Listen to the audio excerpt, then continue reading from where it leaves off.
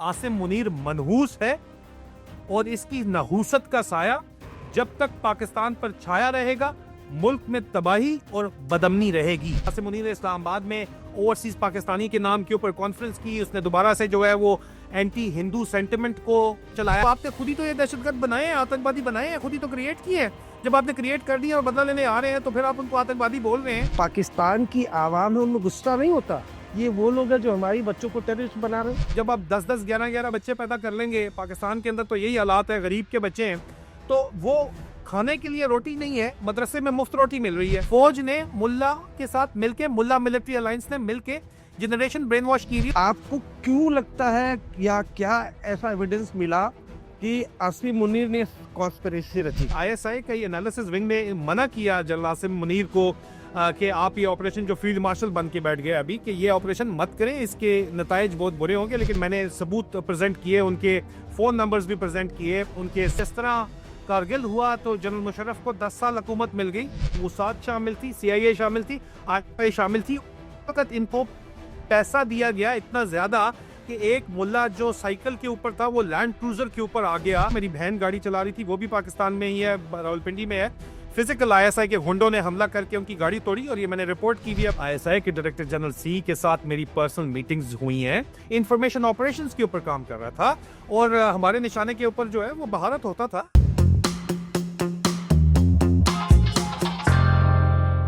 नमस्कार, आज तक रेडियो के स्पेशल पॉडकास्ट में आपका स्वागत है और आप देख रहे हैं अपना पसंदीदा शो क्राइम ब्रांच। दोस्तों, इस शो में हम लोगों से मिलते हैं, बातें करते हैं, कहानियां सुनते हैं उनसे जिनका कभी ना कभी किसी न किसी तरह से क्राइम से लेना देना रहा है। 22 अप्रैल 2025 पहलगाम के बैरसन घाटी में आतंकवादी हमला हुआ, जिसमें आतंकवादी आते हैं और एक एक करके लोगों से नाम, पहचान, धर्म पूछकर उन पर गोलियां मारते रहते हैं। आतंकवादी हमले के बाद भारत ने पाकिस्तान पर आरोप लगाया, पाकिस्तानी खुफिया एजेंसी, उनकी सरकार पर आरोप लगाया कि पाकिस्तानी खुफिया एजेंसी ISI ने यह हमला कराया। लेकिन सबके बीच पाकिस्तान के एक रिटायर मेजर, उन्होंने इंडिया से भी बड़ा खुलासा किया और खुलासा किया कि जो पहलगाम में आतंकवादी हमला हुआ था उसमें सीधे सीधे ISI का एक DG रैंक का अधिकारी वो खुद ग्राउंड पर मौजूद था और ISI ने ये हमला कराया। और इसके पीछे जो मास्टरमाइंड के तौर पर पाकिस्तानी आर्मी के चीफ आसिम मुनीर थे। मेजर साहब का नाम आदिल राजा है। आदिल राजा पाकिस्तान आर्मी में मेजर रैंक पर तैनात थे। पाकिस्तान आर्मी, पाकिस्तानी खुफिया एजेंसी ISI के बारे में सिस्टम में रहकर काफी कुछ जानते हैं। अब इनकी पहचान ये है कि ये जिस सिस्टम में रहे उस सिस्टम की खामियों को लगातार उजागर करते रहते हैं। फिलहाल ये ब्रिटेन में मौजूद है और आज हमारे खास मेहमान है आदिल राजा। आदिल राजा साहब, आपका बहुत बहुत स्वागत है। शुक्रिया, अपने बिजी टाइम में से आपने वक्त निकाला और क्राइम ब्रांच की टीम को दिया।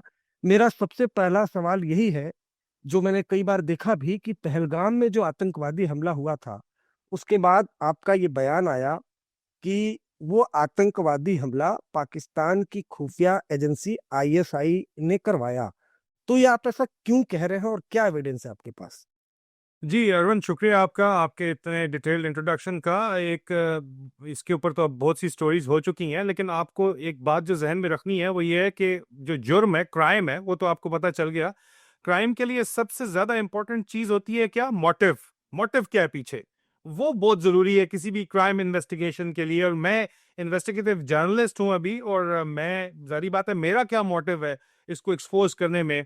एक third generation Pakistan army officer होने के बावजूद इंडियन मीडिया पे इस तरह की बात करके आपके ऊपर गद्दारी का ठप्पा लग जाता है, जैसा आप लोग उधर आके बात करें तो, और पॉलिटिकल एडवांटेजेस का उठाया जाता है। लेकिन उसके बावजूद, और ना ही आप मुझे कोई यहाँ पे कुछ पैसे दे रहे हैं या कोई मुझे आप सपोर्ट इस किस्म की कर रहे हैं, फाइनेंशियल सपोर्ट, मेरे लिए कोई किसी किस्म का कोई बेनिफिट नहीं है, या ही कोई मुझे कोई प्लेटफॉर्म की इतनी बड़ी जरूरत है। मेरा अपना मिलियंस का प्लेटफॉर्म मौजूद है जिसके ऊपर मैं तमाम ये बातचीत करता हूँ।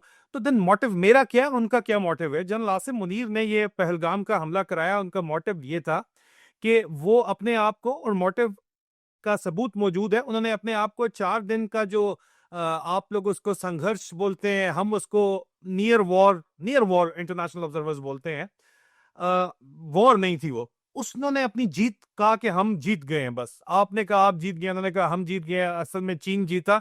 लेकिन ग्राउंड के ऊपर जो है उन्होंने उस 4 दिन की नियर वॉर के नतीजे के अंदर अपने आप को फील्ड मार्शल प्रमोट किया, और उनका हमेशा से जो मकसद था, मोटिव था, वो ये था कि पाकिस्तान की फौज को जब से रजीम चेंज ऑपरेशन उन्होंने आखिरी किया अमेरिका के कहने के ऊपर इमरान खान के खिलाफ 2023 में, उसके बाद से बहुत ज्यादा गालियां पड़ रही हैं।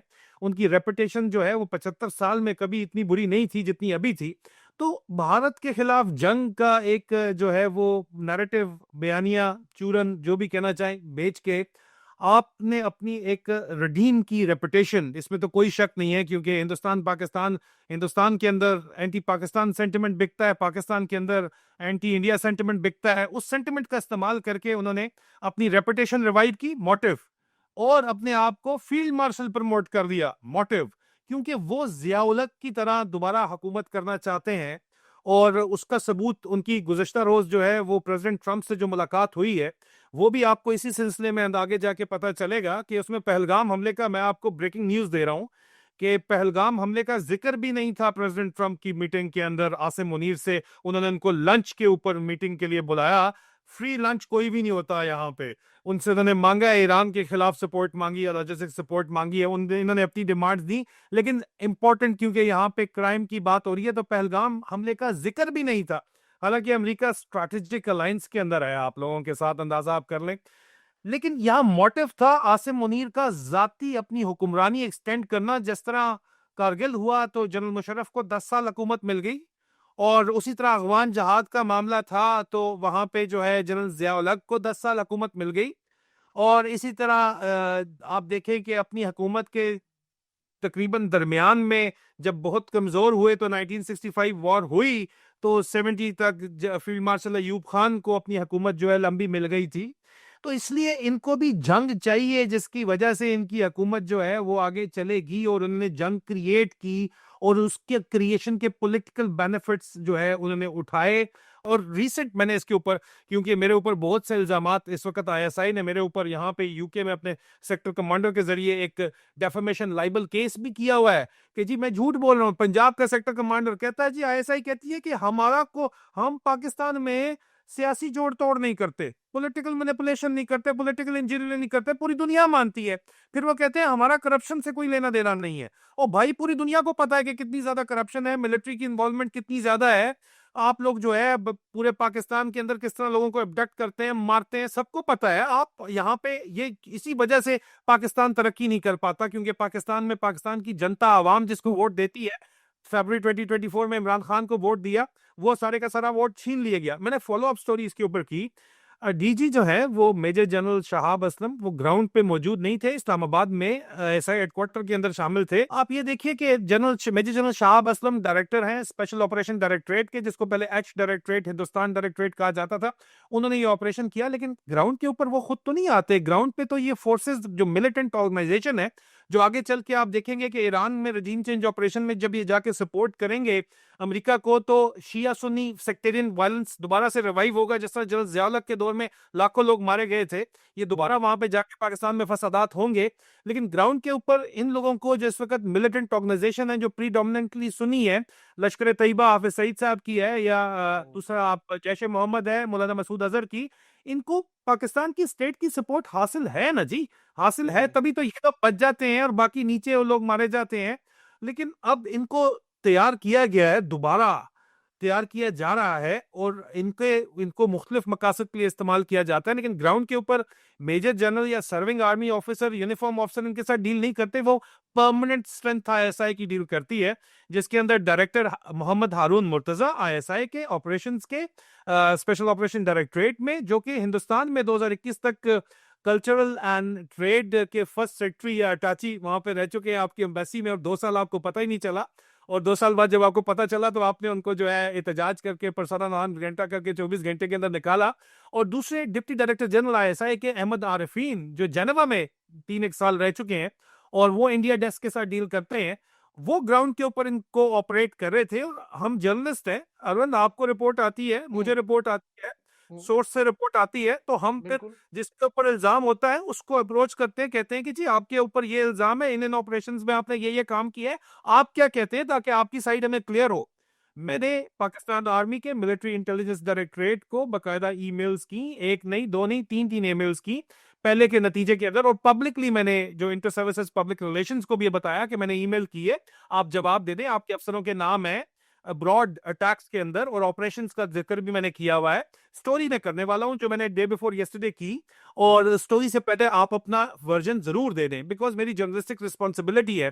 तो मैंने वो फुलफिल की। पहले के नतीजे में मेरा प्रोटोन मेल का ईमेल आईडी जो पब्लिकली अवेलेबल था वो हैक कर लिया गया और उसको डिसेबल कर दिया गया, डिलीट कर दिया गया। और प्रोटोन मेल पे अगर आपका अकाउंट डिलीट कर दिया जाए तो रिकवर करने के बाद भी आप उसको दोबारा नहीं ऑन कर सकते। मैंने दोबारा दो सिक्योर ईमेल आईडी से उनको दोबारा सेकंड और थर्ड ईमेल की, जवाब इनका कोई नहीं आया, आना भी नहीं है, लेकिन मैंने अपनी जर्नलिस्टिक रिस्पॉन्सिबिलिटी पूरी की और उसके करने के बाद मैंने रिपोर्ट की। जी आदिल साहब, दो आईएसआई के अधिकारियों का आपने जिक्र किया, उनके नाम क्या है, और उनकी इन्वॉल्वमेंट किस तरह से थी, और उनके खिलाफ आपके पास क्या प्रूफ है कि वो सीधे तौर पर शामिल थे पहलगाम वाले? मेरे सोर्सेज मुझे सपोर्ट जो वक्त करते हैं वो सर्विंग हाजिर service serving Pakistani ISI military intelligence और मिलिट्री के ऑफिसर्स हैं, जहां पे एक थर्ड जनरेशन ऑफिसर के तौर पर 21 साल 21 ईयर्स मेरी सर्विस है। तो मेरे सोर्सेज हैं, मुझे सोर्स रिपोर्ट आता है जो किसी जर्नलिस्ट को आता है। आपको सोर्स रिपोर्ट आ रहा है और आपको पता है कि यार ये जो मेरा सोर्स है ये सीनियर इंटेलिजेंस ऑफिसर है, सीनियर मिलिट्री ऑफिसर है, आपने अपना सोर्स प्रोटेक्ट करना है, आपने अपने सोर्स को एक्सपोज नहीं, नहीं सोर्स करना तो है। बिल्कुल बिल्कुल एग्री।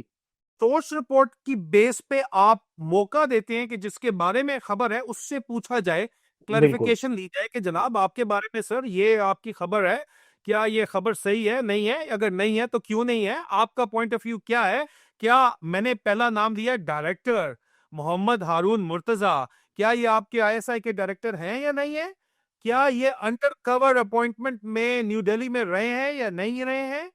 क्या आपके दूसरे director deputy director general Ahmed Arifeen ये रावलपिंडी में बैठ के इस वक्त ऑप्स डेट के अंदर बैठ के इंडिया रिलेटेड मैटर्स देख रहे हैं नहीं देख रहे? क्या इन दोनों ऑफिसर्स का ताल्लुक लश्कर तैयबा के साथ, जो इसका अब नाम जमातुत दावा है और जिसका पॉलिटिकल नाम पाकिस्तान मुस्लिम लीग फंक्शनल के नाम से चल रहे हैं, जिसमें नवाज शरीफ की पार्टी भी इनको सपोर्ट करी है, अगर ना सपोर्ट करे तो उनको भी धमकियां देते हैं, डराते हैं, और क्या इनका उनके साथ ताल्लुक है, क्या ये उनको हैंडल कर रहे हैं? अब देखिए मेरे एज ए जर्नलिस्टिक मुझे पता है, मेरा सोर्स कंफर्म है 100%।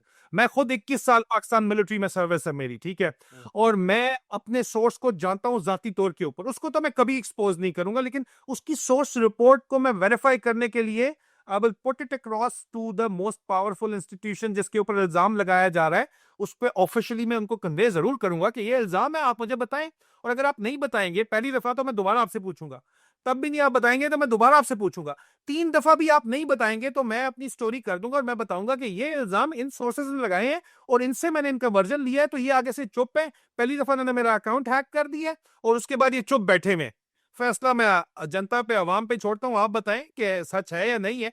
आप बताएं, मैंने इसको कंफर्म किया अपने सोर्सेज से, क्रॉस वेरिफिकेशन सिर्फ इनसे नहीं की, मैंने क्रॉस वेरिफिकेशन की कि क्या ये वाकई ही इंडिया में जो इल्जाम लगाया जा रहा है, ये first secretary under cover officer थे, तो मुझे पता चला ये फर्स्ट सेक्रेटरी ट्रेड और कल्चरल अफेयर्स के थे हिंदुस्तान में, न्यू दिल्ली के अंदर, पाकिस्तानी हाई कमीशन के अंदर। और Ahmed Arifeen was in Geneva, and Ahmed Arifeen जो है वो खालिस्तानी मूवमेंट के साथ, सेपरेटिस्ट मूवमेंट के साथ उनके तल्लुक जेनेवा के अंदर उन्होंने कल्टिवेट किए थे।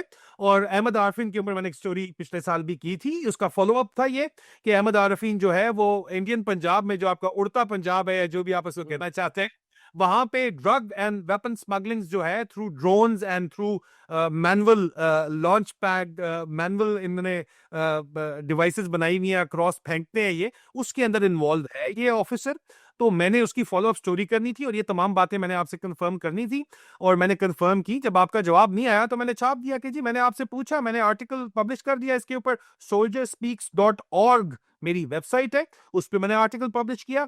एक्स के ऊपर @soldierspeaks मेरा प्रोफाइल है, उसके ऊपर मैंने आर्टिकल पब्लिश करने से पहले पब्लिकली इनसे 2 दिन पहले मैं मुसलसल पूछता रहा, और मैंने ये भी कहा कि मेरा अकाउंट क्यों आप हैक कर रहे हैं, मैंने दोबारा आपको ईमेल कर दी है, आपसे मैं सवाल कर रहा हूँ, आपके ऑफिसर्स के नाम दे रहा हूँ, उनकी ऑपरेशंस में इन्वॉल्वमेंट के ऊपर बात कर रहा हूँ, मुझे अपना वर्जन दे ताकि मैं उसको पब्लिश करूँ।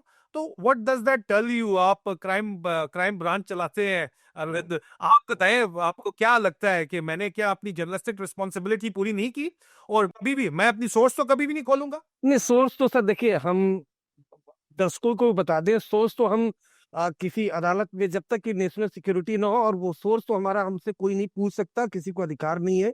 और बिल्कुल जो आपने बात बोली, जो नाम लिए, चूंकि मैं भी सर इन्वेस्टिगेशन करता हूँ, और खास तौर से पाकिस्तान में मेरी पैनी नजर भी होती है। जो आपने दो आईएसआई अधिकारियों के नाम लिए, मैं सर आपसे ये पूछना चाहता हूँ कि जो डीजी आईएसआई शाहब असलम, ये आपको कब पहली बार पता चला, या कैसे अंदाजा लगाया आपने कि पहलगाम में इनकी इन्वॉल्वमेंट है? क्या सिर्फ इसलिए कि डीजी ऑप्स है ये आईएसआई में, इस वजह से, या फिर कुछ एविडेंस आपके पास है? मेरे पास एविडेंस है अरविंद, जो कि सर्विंग आईएसआई ऑफिसर्स जो मौजूद हैं हेडक्वार्टर आईएसआई में, स्पेशल ऑपरेशन डायरेक्टरेट के अंदर मौजूद है, कि ये जब ऑपरेशन प्लान किया गया, तो इस ऑपरेशन की प्लानिंग पिछले तकरीबन 4-5 महीने से चल रही थी। और मैं 4-5 माह से, अगर आप मेरा X profile at soldier speaks देखें, तो आपको पता चलेगा, शायद भारत के अंदर उसको बैन कर दिया गया है, क्योंकि बातें मैं बहुत ज्यादा खरी करता हूँ और भारत में भी लोगों को पसंद नहीं आती, जिस तरह पाकिस्तान में पाकिस्तानी मिलिट्री एस्टेब्लिशमेंट को पसंद नहीं आती, तो मेरा अकाउंट बैन कर दिया गया है। लेकिन मैं इसको 4-5 माह से इस स्टोरी को फॉलो कर रहा हूँ कि ये कश्मीर में कोई प्लानिंग कर रहे हैं, कश्मीर में कोई प्लानिंग कर रहे हैं, एलओसी के क्रॉस प्लानिंग कर रहे हैं, बिकॉज ये अपनी रेपुटेशन रिडीम करना चाहते हैं। उसके बाद मुझे अंदरूनी सोर्सेज से बताया गया कि आईएसआई का ये एनालिसिस विंग ने मना किया जनरल आसिम मुनीर को, कि आप ये ऑपरेशन, जो फील्ड मार्शल बन के बैठ गए अभी, कि ये ऑपरेशन मत करें, इसके नताइज बहुत बुरे होंगे। लेकिन फिर भी ऑपरेशन के ऑर्डर्स दिए गए। लेफ्टिनेंट जनरल आसिम मलिक, जो डायरेक्टर जनरल आईएसआई हैं, और ऑपरेशन ग्राउंड के ऊपर करवाया गया। Director general special operation directorate, जो कि इससे पहले बलूचिस्तान के अंदर जनरल ऑफिसर कमांडिंग थे, वहां से आए हैं, स्पेशल ऑपरेशन डायरेक्टरेट देख रहे हैं। और आईएसआई के ऊपर फौजी कब्जा करने के लिए, बिकॉज आईएसआई की कोर स्ट्रेंथ तो जो है वो उनके अपना डायरेक्ट इंडक्शन है, उसके ऊपर फौजी कब्जा करने के लिए non CMI officer, non intelligence officers को लाया जा रहा है। इसीलिए उन्होंने जो है, मैंने सबूत प्रेजेंट किए, उनके फोन नंबर्स भी प्रेजेंट किए, उनके जो आधार कार्ड जो आपके पास होता है, हमारे यहाँ उसको सीएनआईसी बोलते हैं, उसके साथ जुड़े हुए फोन नंबर्स जो हैं वो इस ऑपरेशन के अंदर इस्तेमाल किए गए, जो मैंने वो भी प्रेजेंट किए। उसके अलावा इंडिया की कुछ सिम्स थी, और अफगानिस्तान और मलेशिया की सिम्स इस्तेमाल की गई। और मैंने ये तमाम बातें जब बताई, और इसके ऊपर देखें, जब आपकी खबर अगर कोई झूठी होती है, तो ऑफिशियल उसके ऊपर आईएसपीआर की तरफ से आ जाना चाहिए फौरी तौर के ऊपर, कि नहीं जी ये खबर झूठी है। मेरे खिलाफ प्रोपेगेंडा तो बहुत ज्यादा होता है, लेकिन मेरी खबर को झूठ कभी भी नहीं कहा गया पाकिस्तानी फौज की तरफ से भी। खबर झूठी नहीं है। हाँ, प्रोपेगेंडा कि ये इंडिया का एजेंट है, ये रा का एजेंट है, ये फलाना एजेंट है। मैं कहता हूँ यार, रा वाले यहाँ पे इतने बड़े एजेंट हैं, तो मैं यहाँ पे मुकदमे लड़ रहा हूँ, मैं यहाँ पे पब्लिक क्राउड फंडिंग कर रहा हूँ 2 साल से, और मुझे ताने दिए जाते हैं बार बार कि ये देखो ये भिखारी बन गया। हालांकि मैं बिलीनियर बिजनेसमैन था पाकिस्तान के अंदर, रियल एस्टेट सेक्टर में फौज के साथ काम कर रहा था 2016 में, फुल ऑनर्स एंड अवार्ड्स के साथ, लेकिन सिर्फ for standing on the right side of history, for standing for democracy in Pakistan, मुझे इतना ज्यादा जो है, मेरे तमाम एसेट्स पाकिस्तान में सीज कर लिए गए, मेरे बैंक अकाउंट्स फ्रीज कर दिए गए, मुझे एग्जाइल के अंदर ब्रिटेन अपनी फैमिली के पास आना पड़ा। और इस वक्त भी मेरे खिलाफ गायबाना court martial, I was court martial in absentia after retirement in 2024 यार। 2016 में मैंने वॉलंटरी रिटायरमेंट ले ली थी, वो तब तुम 8 साल बाद आके जो है मुझे कोर्ट मार्शल इन एब्सेंशिया करके, और 14 साल मुझे सजा सुना दी गई। और यहाँ पे यूके में काउंटर टेररिज्म लॉज के तहत मुझे गिरफ्तार करवा दिया हुकूमत पाकिस्तान ने। 9 महीने यूके की काउंटर टेररिज्म अथॉरिटीज ने मेरे खिलाफ इन्वेस्टिगेशन करके मुझे जो है वो बेकसूर निर्दोष करार दिया, और नो फर्दर एक्शन कर दिया। लेकिन फिर ये सिविल कोर्ट के अंदर आके यहाँ पे मिलियंस ऑफ पाउंड खर्च कर रहे हैं मेरे खिलाफ, मुकदमा लाइबल टूरिज्म के ऊपर कर रहे हैं, लाइबल लॉज के तहत कर रहे हैं, झूठ बोल रहे हैं कि आईएसआई का, यहाँ पे ब्रिटिश जुडिशरी को आके कह रहे हैं कि भाई आईएसआई ने तो इतने पवित्र हैं, पाक पवित्र हैं ये, कि इन्होंने कभी ना इलेक्शन इंजीनियरिंग की है पाकिस्तान में, ना इन्होंने कभी करप्शन की है, ना इन्होंने कभी टेररिज्म की है। ये तो भाई बिल्कुल साफ सुथरे लोग हैं, ये तो कोई काम करते ही नहीं, इतना बड़ा बोला जा रहा है। ये आपको आपको जो आप ना, वो सच बोलना बहुत आसान नहीं होता, सच बोलने की काफी कीमत होती है। तो वो सच बोलने की, मैं एक पर्सनल सवाल भी आपसे पूछ रहा हूँ, क्योंकि मुझे अभी जानकारी मिली जब मैं पॉडकास्ट शुरू करने वाला। आपकी अम्मी कहाँ, पाकिस्तान में ही इस वक्त, फैमिली? जी पाकिस्तान में। अ, क्या, कहाँ है वो? वो आ रही थी, रावलपिंडी में है, लेकिन उनको अगवा कर लिया गया आईएसआई की तरफ से। मैंने जब शोर मचाया तो उनको छोड़ा गया, और उनका बकायदा वो यूके भी, उनकी सारी फैमिली यहाँ पे है, उनके पास वैलिड अमेरिका के भी वीजाज हैं। मेरा भाई है वहाँ पे, यहाँ मेरे पास वो आ सकती थी। वो पाकिस्तान से जिस दिन निकल रही थी उस दिन मेरे चचा उनको छोड़ने जा रहे थे, जो कि फौज के ही colonel and retired colonel Iftikhar आजम।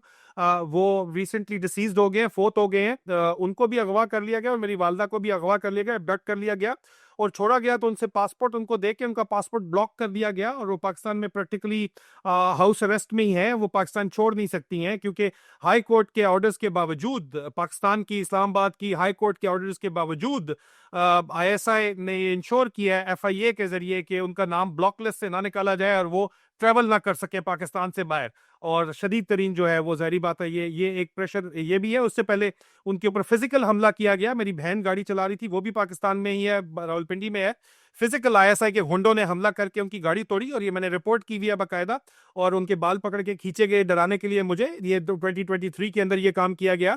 और जब वो पुलिस में जाके कंप्लेंट करवाने गई तो पुलिस ने उनकी कंप्लेंट के ऊपर कोई रिपोर्ट दर्ज नहीं की, क्योंकि पाकिस्तान में टोटल कब्जा फौज का है, आईएसआई का है जी। और यहाँ पे भी मेरे खिलाफ जो कुछ किया जा रहा है वो आपके सामने ही है। नहीं देखिए, सबसे पहले तो आदिल राजा साहब, आपको सैल्यूट है। आप, क्योंकि उस देश में जहाँ लोकतंत्र ही नहीं है, आर्मी का कब्जा है, जहाँ कोई अगर आर्मी और आईएसआई के खिलाफ बोले तो उसकी सांसें जो है वो रोक दी जाती है, वहां पर आप ऐसे सच्चाई बोल रहे हैं, इसके लिए हमारी टीम की तरफ से आपको सैल्यूट है।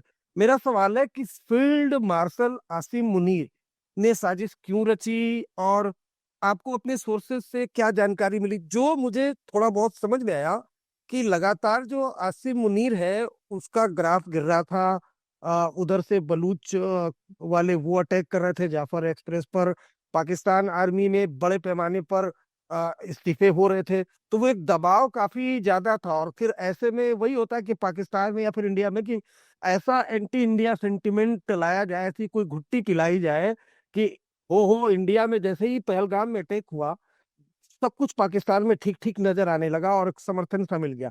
तो आपको क्यों लगता है, या क्या ऐसा एविडेंस मिला कि आसिम मुनीर ने कॉन्स्पिरेसी रची? काफी हद तक तो मैंने बोला, आई होप आप एग्री करते होंगे। क्या, जी मैं agree। क्या ऐसा, क्या क्या ऐसा था? देखिए अरविंद, ये तो बिल्कुल पाकिस्तान में या हिंदुस्तान के अंदर इस तरह के पॉलिटिकल जब भी मामलात होते हैं तो उसमें अपोजिंग सेंटिमेंट्स जो है वो एंटी इंडिया सेंटिमेंट को पाकिस्तान में इस्तेमाल किया जाता है। जनरल मुशर्रफ ने नवाज शरीफ साहब को किक आउट करने के लिए, खुद पावर पे कब्जा करने के लिए भी कारगिल वॉर का जो सेंटिमेंट था उसको इस्तेमाल किया। इसी तरह उसी मॉडल के ऊपर कुछ मुशर्रफ से मॉडल लेके, कुछ ज़िया-उल-हक से मॉडल लेके, और कुछ प्रीवियस जहां भी आपने देखा है कि पाकिस्तान की मिलिट्री इस्टेब्लिशमेंट, ये जो कि पाकिस्तान के ऊपर काबज है, असल जो पाकिस्तान के ऊपर माफिया हुकूमत करता है वो तो फौजी माफिया हुकूमत करता है। तो वो जब भी मुश्किल में फंसते हैं तो एलओसी या गर्म हो जाती है या हिंदुस्तान के अंदर अटैक हो जाता है। आसिम मुनीर ने इससे पहले पहलगाम में जब अटैक हुआ था तो डीजीआईएसआई था, और बेसिकली वो हमला अब ये कहा जाता है, अब ये समझा जाता है कि इसलिए कराया गया था कि वो आर्मी चीफ बनना चाहता था। लेकिन उस वक्त जनरल बाजवा मौजूद थे और जनरल बाजवा के हिंदुस्तानी मिलिट्री क़यादत के साथ बहुत करीबी रवाबत थे। जनरल बिक्रम सिंह उनके बॉस रह चुके थे, जो कि इंडियन आर्मी चीफ हैं। कॉन्गो के अंदर यूनाइटेड नेशन मिशन के ऊपर उनके बड़े पुराने बहुत क्लोज ताल्लुकात थे। तो वो उस वक्त इमरान खान से उनकी अंडरस्टैंडिंग बहुत क्लोज थी। इमरान खान प्राइम मिनिस्टर थे। तो पहलगाम हमले के नतीजे के अंदर उनकी गुडी जो है, गुडी अगर आपने पतंग उड़ाई है तो हम कहते हैं गुडी उनकी जो है वो चढ़ नहीं सकी, तो वो बात बन नहीं सकी। उसी मॉडल को इस्तेमाल करते हुए यहाँ पे अपनी रेपुटेशन रिडीम करने के लिए प्लानिंग जब आईएसआई में की जा रही थी, और मेरे सोर्सेज आईएसआई के अंदर मौजूद है, उन्होंने मुझे बताया था कि बादल भाई कुछ प्लानिंग हो रही है एलओसी के अक्रॉस कुछ करने की। मैंने पब्लिकली इसको रिपोर्ट किया। मैंने इस बात को मैं फरवरी 2024 से, फरवरी 2024 में मैंने बाकायदा तौर के ऊपर इन राइटिंग रिपोर्ट किया कि इतना ज्यादा डेस्परेशन है आसिम मुनीर के अंदर कि ये एलओसी के अक्रॉस कोई ऑपरेशन करने जा रहे हैं। ये मैंने रिपोर्ट कर दिया था। आपकी अपनी इंटेलिजेंस को इस ऑपरेशन की खबर खबर था, एग्जैक्ट लोकेशन नहीं पता थी, लेकिन आपकी अपनी इंटेलिजेंस ने भी, आप अपने से कंफर्म कर लें, आपको खबर नहीं, हाँ, अलग, अमेरिका ने भी था। आप मानते था, ठीक है, बिल्कुल अमेरिका अमेरिका ने भी आपको वार्न कर दिया था कि कोई अटैक आपके ऊपर होने वाला है। और अब अमेरिका ने उसको बिठा के, प्रेसिडेंट ट्रंप के ने अपने साथ बिठा के कल उसको लंच भी करा दिया है। ये बात भी जहन के अंदर आप रखें। अमेरिका को लंच कराता है और डिनर कराता है, उसको तो और ज्यादा सावधान होने की जरूरत है। जी। जी। वो तो आगे जाके आपको पता चलेगा कि ये लंच की कीमत, there is no free lunch, इसकी कीमत बहुत भारी इसको अदा करनी पड़ेगी।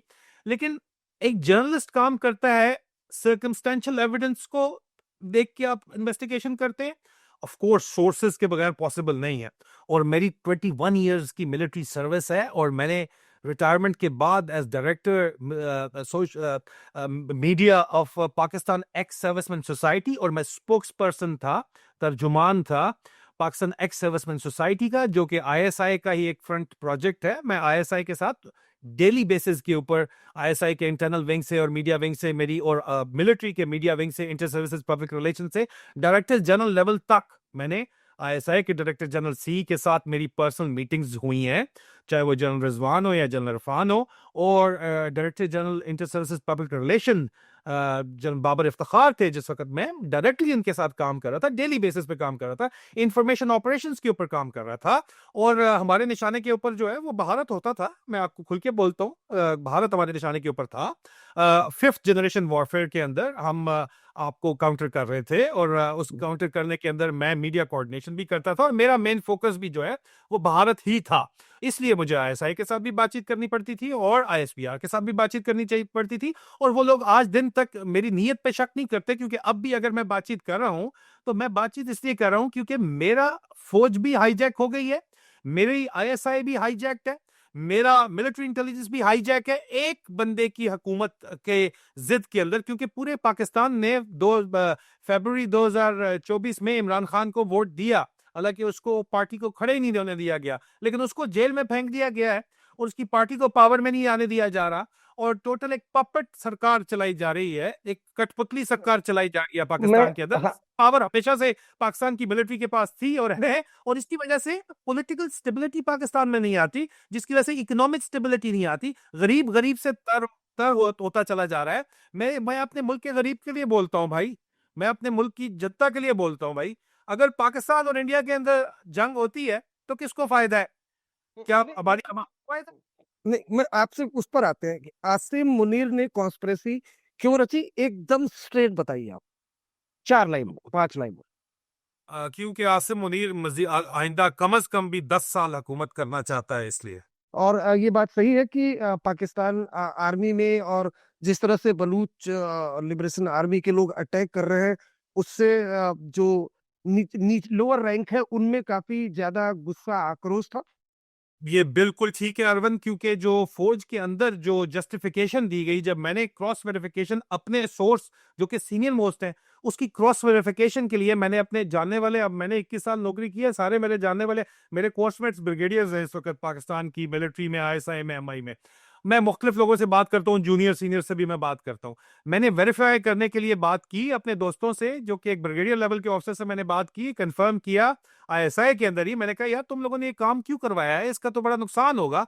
तो जवाब ये था कि भाई इन्होंने जाफराबाद ट्रेन एक्सप्रेस के ऊपर हमारे जो है वो 300 के करीब फौजी शहीद करवा दिए हैं, रॉ का ऑपरेशन था, तो फौज के अंदर इसलिए हमने रिस्पॉन्ड किया है। वो रिस्पॉन्स था फौज के अंदर। आसिम मुनीर ने जो एक्सप्लेनेशन दी, असल में आसिम मुनीर का जाती मकसद तो अपनी इक्तदार को 10 साल आगे लेके जाना है, लेकिन फौज में जो एक्सप्लेनेशन दी गई है इन हाउस, आईएसआई के अंदर और एमआई के अंदर और पाकिस्तान आर्मी के अंदर और एयरफोर्स और नेवी में भी एक्सप्लेनेशन दी गई है कि जाफराबाद ट्रेन एक्सप्रेस में हमारे फौजियों को रॉ सपोर्ट करी है, बीएलए को, उन्होंने वहां पे हमें हिट किया है, हमने उसका जवाब जाके पहलगाम में दिया है। जी। अब इंटरेस्टिंग आदिल राजा साहब ये है कि डीजी आईएसपीआर ने जो प्रेस कॉन्फ्रेंस की और जाफर एक्सप्रेस को लेकर एक प्रेस कॉन्फ्रेंस की थी, और जो एविडेंस दिए थे उसमें बहुत इंटरेस्टिंग चीज है कि उसमें fake videos, fake audio call, India में ही उसका फैक्ट चेक किया गया, तो एविडेंस भी बहुत सॉलिड नहीं दे पाए, उसमें भी फर्जीवाड़ा था।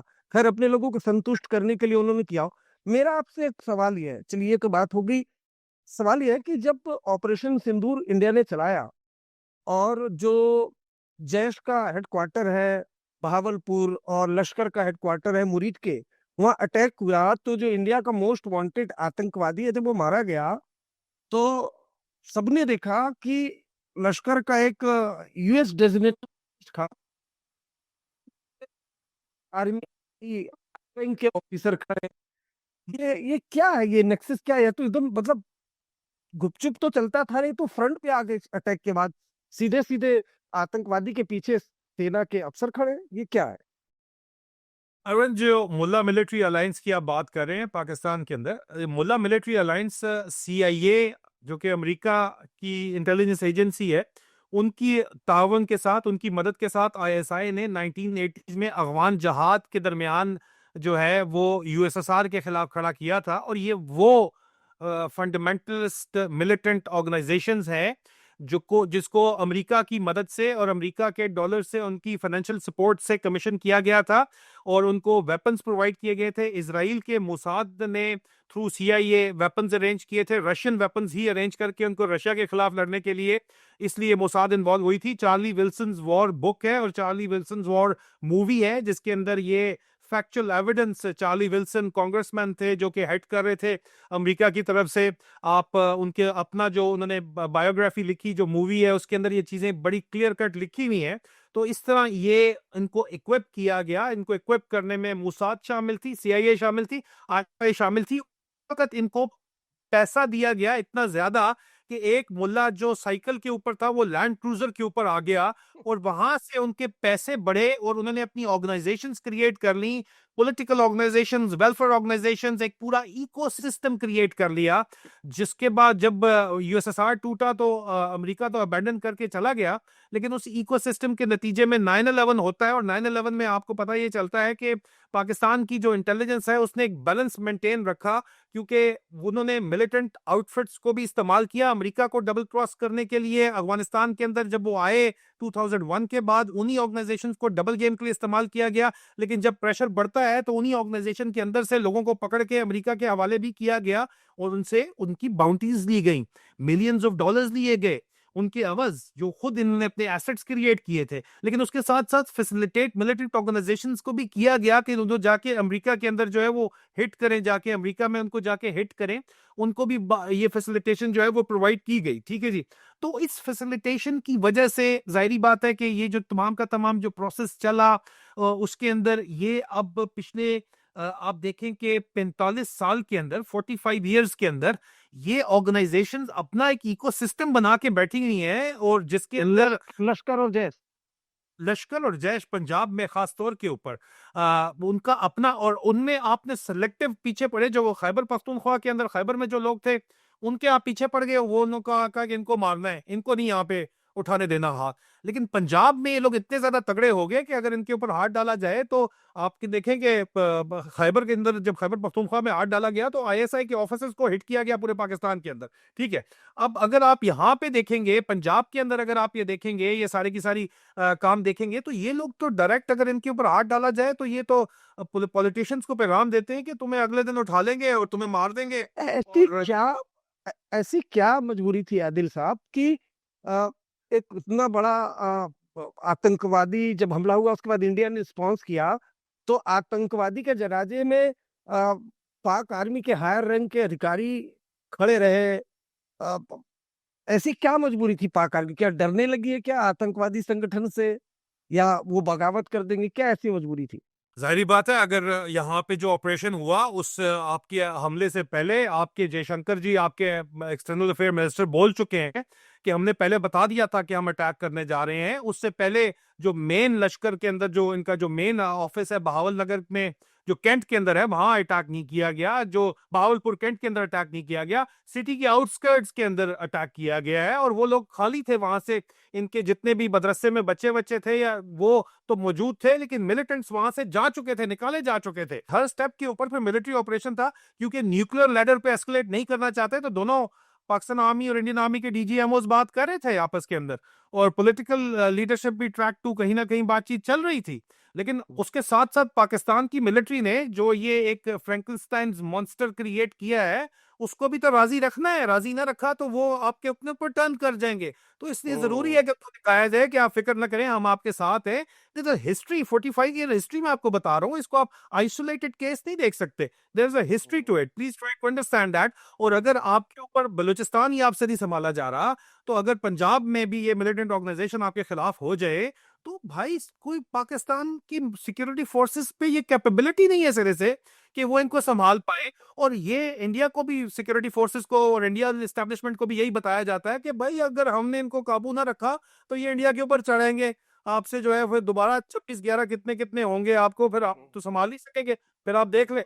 तो ये अभी ब्लैकमेलिंग भी की जाती है, टेरर टेरर फॉर्मिंग पाकिस्तान में इस तरह चली जाती है। लेकिन आसिम मुनीर अपना इक़्तिदार मुल्ला मिलिट्री अलायंस को रिवाइव करके चलाना चाहता है, जिसका नुकसान पूरे रीजन को होगा। और आसिम मुनीर की जो इक़्तिदार की हवस है वो पूरी नहीं हुई है, अभी 2027 तक इसका टेन्योर पूरा होगा, इसने दोबारा 5 साल मजीद टेन्योर लेना पड़ेगा, तो दोबारा इसको अटैक करवाना पड़ेगा इंडिया के अंदर जाके इन्हीं मिलिट्री ऑर्गेनाइजेशन से, ताकि इंडिया जब आप रिस्पॉन्स करे तो लंबी जंग चले। इस बार तो देखिए इंडिया ने इस बार तो जो रिस्पांस किया है वो उन्होंने सोचा भी नहीं होगा। और जब तक से मैं रिपोर्टिंग कर रहा हूँ, शायद पहली बार ऐसा है कि पाकिस्तान के अंदर और घुस के बहावलपुर और मुल्क के, हमेशा नाम सुनता था मैं, खासतौर से 26/11 के बाद कसाब ने भी ट्रेनिंग ली थी वहां पर।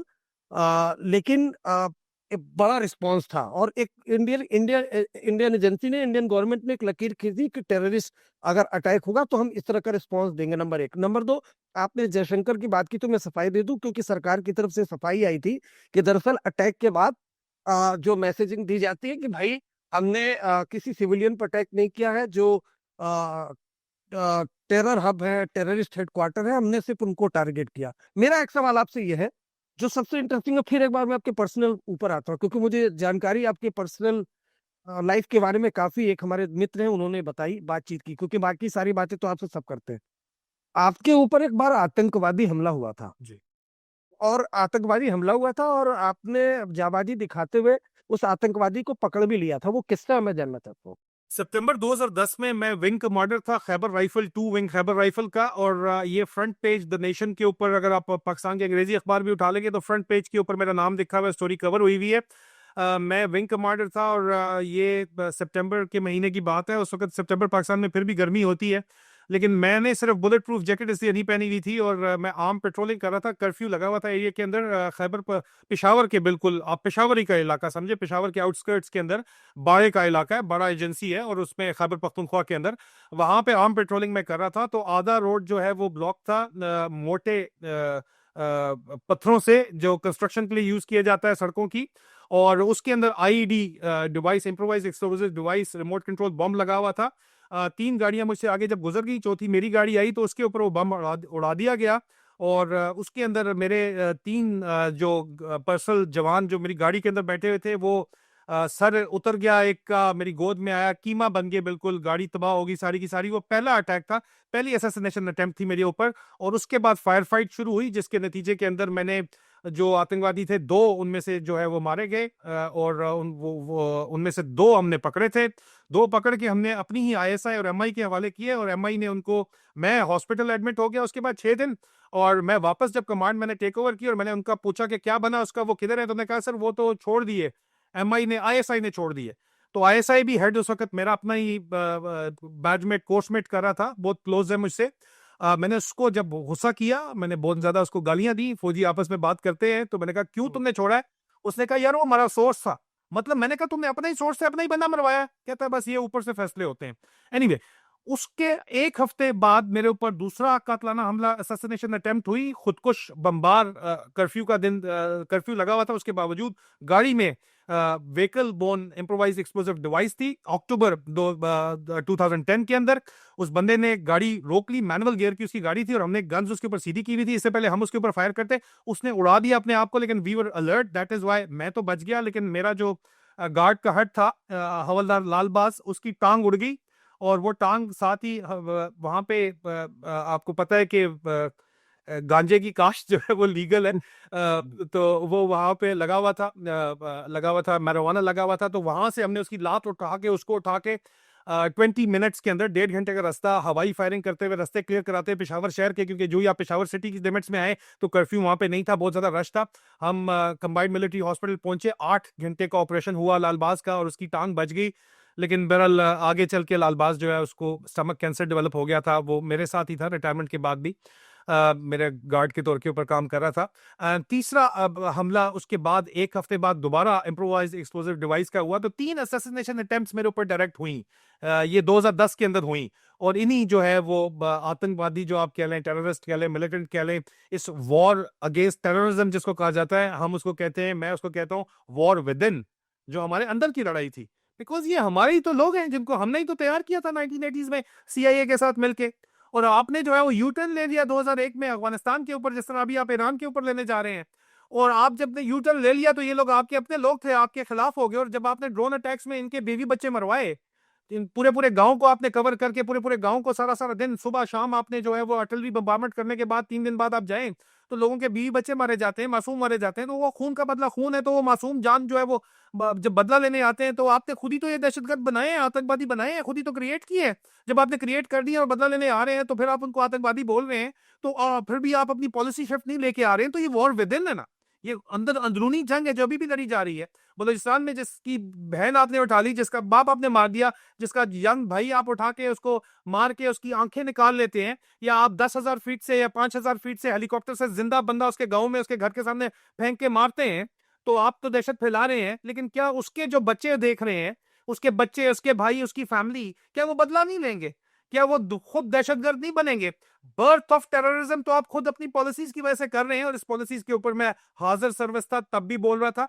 इसीलिए अरविंद, मैंने एक नहीं, दो नहीं, तीन नहीं, चार नहीं, 5 रिजाइन दिए हैं। 5वां रिजाइन मेरा 2016 में एक्सेप्ट हुआ। Application for voluntary retirement, general Rahil Sharif chief थे तो उन्होंने जाते हुए जनरल बाजवा के दौर में एक्सेप्ट हुआ।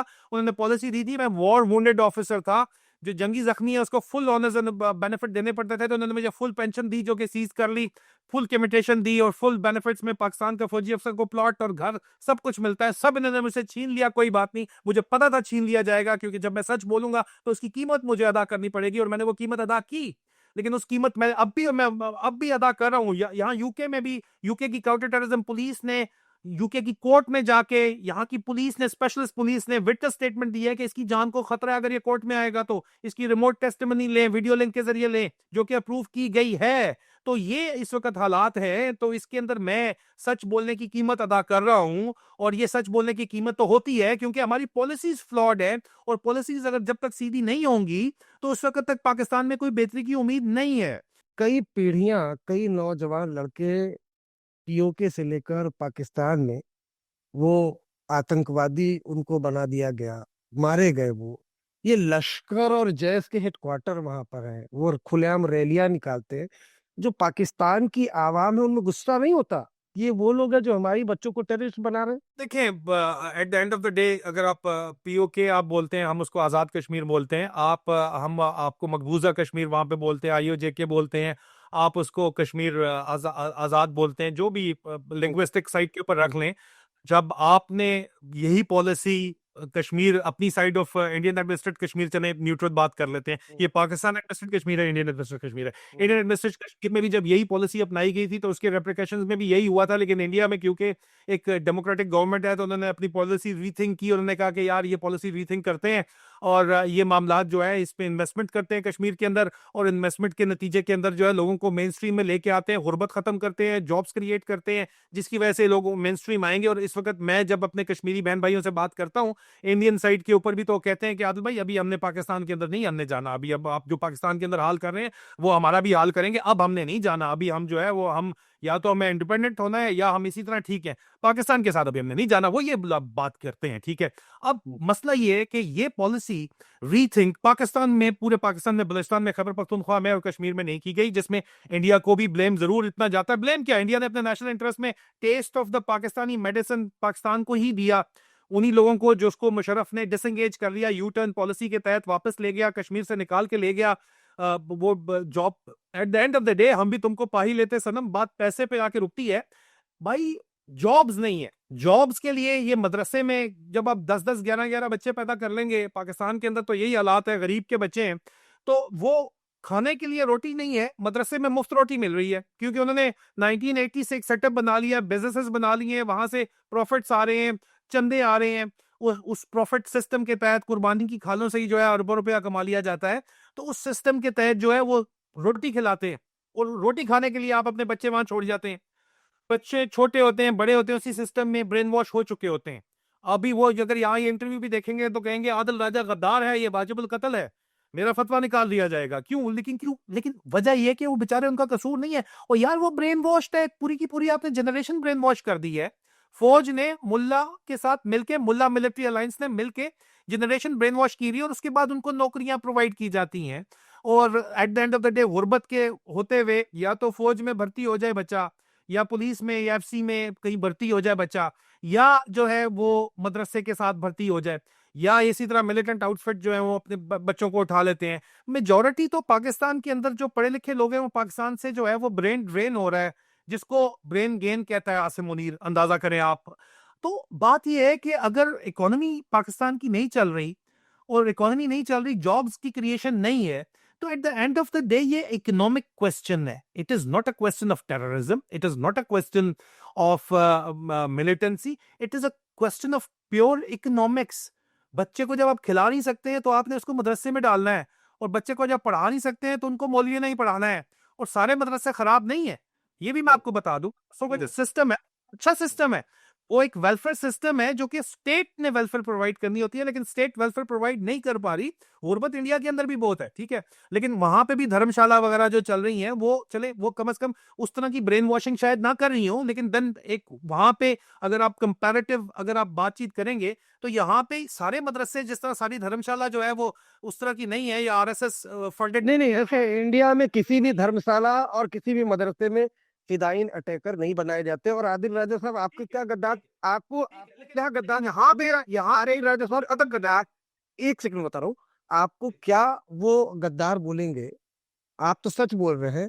एक पाकिस्तानी नौजवान जो खून का प्यासा था, जो आतंकवादी था, अजमल कसाब, उसको यहाँ पकड़ा गया, उसका नार्को टेस्ट हुआ जब, तब उसने उसने खुद खुलासा किया कि किस तरह से उसके पिता उसको वहां पर छोड़ कर आए थे, किस तरह से उसको लश्कर ने तैयार किया, खून बहाने के लिए तैयार किया, उसको इतने पैसे मिलेंगे। तो आपकी बात बिल्कुल, आपने जो कहा, गरीबी, जो गुर्बत, जो 8 8 9 9 10 बच्चे पैदा कर देते हैं, जब खिलाने को नहीं हो तो मदरसे में रोटी खाने के लिए भेजते हैं। और वहां जो लोग होते हैं, आर्मी और लश्कर चीफ या जैश चीफ, वो उनका ब्रेन वॉश करके दूसरे रास्ते पर ले जाते हैं। आर्मी की डायरेक्ट इन्वॉल्वमेंट, आर्मी की डायरेक्ट इन्वॉल्वमेंट इसमें कभी भी नहीं रही। आर्मी के अभी भी जो सर्विंग ऑफिसर, यूनिफॉर्म ऑफिसर हैं, वो एफसी वाले तो चले जाएंगे या रेंजर्स वाले चले जाएंगे जो वहां पे डेपुटेशन पे हैं। आर्मी अपने आप को इससे दूर रखती है। इसको हमेशा से आईएसआई या intelligence agencies, military intelligence, air intelligence, naval intelligence का खैर इतना खास कोई इनका किरदार नहीं है। असल में आईएसआई का इंटरनल विंग या काउंटर टेररिज्म विंग जो है वो टेररिज्म के लिए इनके साथ जो है राब्ता रखता है, इनके ऊपर कंट्रोल भी रखता है। और अब दोबारा से स्पेशल ऑपरेशन डायरेक्टरेट जो है वो इनको दोबारा से कमीशन करके इनका इस्तेमाल कर रहा है। और आसिम मुनीर ने इनको बुला के बिठा के, जीएचक्यू में इन सब लोगों को बुला के, विजुअल इमेजेस आए सारे के सारे, इनको बिठा के ऑन बोर्ड किया। उसके बाद आसिम मुनीर ने इस्लामाबाद में ओवरसीज पाकिस्तानी के नाम के ऊपर कॉन्फ्रेंस की। उसने दोबारा से जो है वो एंटी हिंदू सेंटिमेंट को चलाया, क्योंकि इससे पहले वो कोशिश कर चुका था कि अफगानिस्तान के अंदर को दुश्मन बनाया जाए, लेकिन अफगानिस्तान क्योंकि मुसलमान मुल्क है तो वो बात चल नहीं पा रही थी, वो बयानिया नैरेटिव चल नहीं पा रहा था। तो उन्होंने फिर पुराना नुस्खा निकाला, हिंदुस्तान के खिलाफ पहले पंप अप किया, उसके बाद ये हमला किया। उससे पहले तैयारी पूरी हो चुकी थी और पूरा फायदा उन्होंने उठाया। भाई आप देख लें पहलगाम हमले का, मैं आपको 100% कंफर्म, मैंने आपको शुरू में बताया कि व्हाइट हाउस मीटिंग में जिक्र भी नहीं हुआ, आप देख लें। तो वो जाहिर बात है जो उसके ऑब्जेक्टिव्स थे वो उसने अचीव तो कर लिए। नहीं देखिए, लेकिन कोई भी लीडर है, अगर वो फायदा उठाया एक आतंकवादी हमले का, तो आज नहीं तो कल उनको भी पाकिस्तान छोड़ के भागना तो पड़ेगा ही, क्योंकि हिस्ट्री रही है, परवेज मुशर्रफ भागे, जो भी बड़े लीडर होते हैं, जो भी भागना तो उनको भी पड़ेगा, जो बुरे दिन वो भी। लेकिन असल बात यह है, जो कहा भी जाता है कि आपको इसलिए नहीं याद रखा जाएगा आपने इतिहास को क्या दिया, तो आसिम मुनीर ने क्या दिया पाकिस्तान को, ये तो आने वाले वक्त में जो पाकिस्तानी मुल्क के लोग हैं, जो जिनको घुट्टी दी, झूठी गुट्ठी कि हम जीत गए जी, हम जीत गए जी, वो कुछ दिन बाद जब पता चलेगा, तब तब क्या होगा और किस तरह से डेवलपमेंट होगा, खास तौर से। और दूसरा, आपने एक चीज बोला, चूंकि मैं कश्मीर में था, आपने जो बोला ना कि पीओके के लोग बोल रहे कि जब हमें पाकिस्तान में नहीं रहना, तो दरअसल उनके भी रिश्तेदार तो कश्मीर में, जम्मू कश्मीर में रहते हैं, उनसे जब बातचीत चलती होगी, ऐसा बड़े पैमाने पर पूरा जम्मू कश्मीर की आवाम वो सड़कों पर जब पहलगाम में अटैक हुआ तो वो उतरी, क्योंकि वहां पर विकास हो रहा, वहां पर सड़कें बन रही हैं, वहां पर टूरिस्ट आ रहे हैं। तो वो उनमें काफी ज्यादा गुस्सा था, क्योंकि अब वो विकास हो रहा, वो नहीं चाहते कि इस तरह का खून यही खराबा हो। बात मैं कर रहा था, यही बात मैं कर रहा था। मेरी इन्हीं लोगों से बात होती है। मेरी मैं बहुत सी चीजें यहाँ पे खुल के नहीं करना चाहता। मेरे पाकिस्तान का, मैं पाकिस्तानी पेट्रियट हूँ, मैं पाकिस्तान की नेशनल सिक्योरिटी कॉम्प्रोमाइज नहीं करना चाहता। लेकिन बहुत से लोगों से मेरी वहाँ पे बातचीत होती है, क्योंकि मेरा डायरेक्ट राब्ता था जब मैं पाकिस्तान में था, न्यू दिल्ली के अंदर भी, और आपकी साइड पे जो कश्मीर है वो उसके अंदर भी बहुत ज्यादा मेरा राब्ते थे। तो वो अब वो लोगों की टोन ही चेंज हो गई है 3 साल के अंदर। वो लोग इमरान खान को जेल में देख के इतना ज्यादा गमो गुस्से में है, वो कहते हैं आदिल भाई, हम तो समझते थे कि पाकिस्तान के साथ हम चले जाएंगे तो हमारी तो जो है वो जन्नत बन जाएगी, हमारा कश्मीर पहले ही जन्नत है, लेकिन तब हमारी हमें वाकई आजादी मिल जाएगी। लेकिन पाकिस्तान तो खुद आजाद नहीं है, हमें क्या आजादी दिलवाएगा पाकिस्तान? इस तरह की बातचीत अब की जा रही है, इसमें कोई शक नहीं है। और वो पॉलिसी शिफ्ट, जाहिर बात है, economic progress, economy eight the end of the day it is all about economy, इसमें कोई शक नहीं है। उसकी वजह से ही हो रहा है। इसीलिए आसिम मुनीर ने उसका भी इलाज आपके लिए ढूंढा हुआ है, फिक्र ना करें। तरीके तालिबान कश्मीर के नाम से टीटीके उसने खड़ी कर दी है अभी। और टीटीके अभी आपको जो है वहां पे वो अगला जो प्रोजेक्ट चल रहा है वो टीटीके के नाम से चल रहा है।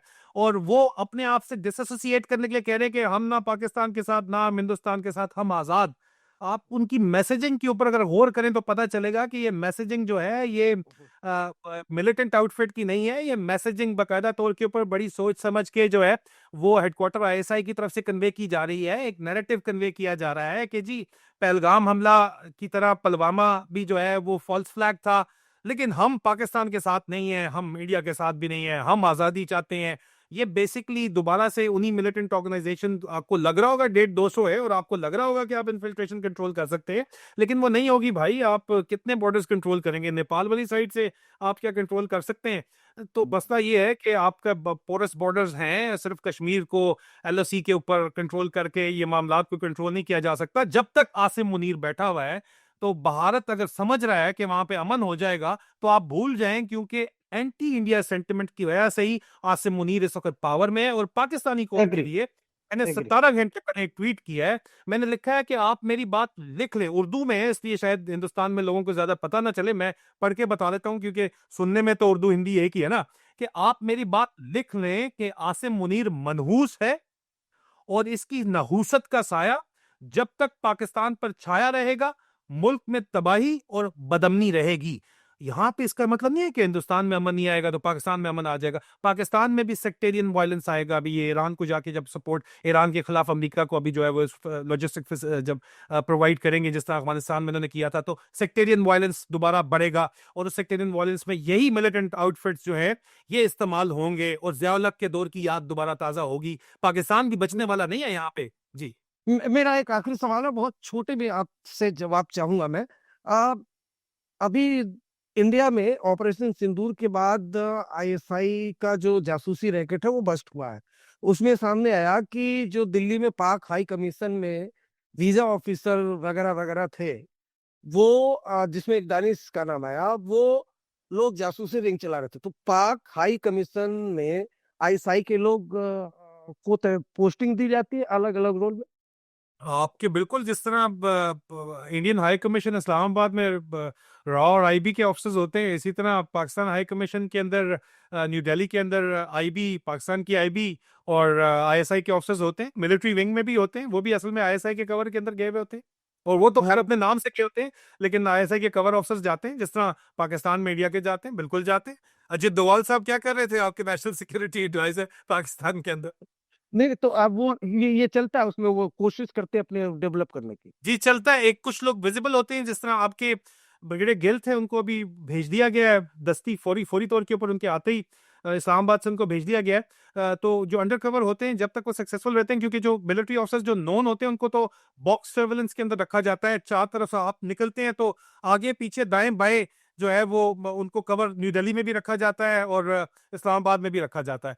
तो उसलिए अंडर कवर ऑफिसर्स दोनों तरफ से जो है वो इन्फिल्ट्रेट किए जाते हैं, जो कि अपने लोगों को बुलाते भी हैं, लोगों से मिलते भी हैं इसी चक्कर के अंदर अंडर कवर। जिस तरह हारून मुस्तफा का नाम सामने आया है, और ये अभी कंफर्म है, बात मैं कंफर्म करने के बाद कर रहा हूँ, तो वो दोनों तरफ मौजूद होते हैं जी। ये नेटवर्क्स चल रहे होते हैं जी।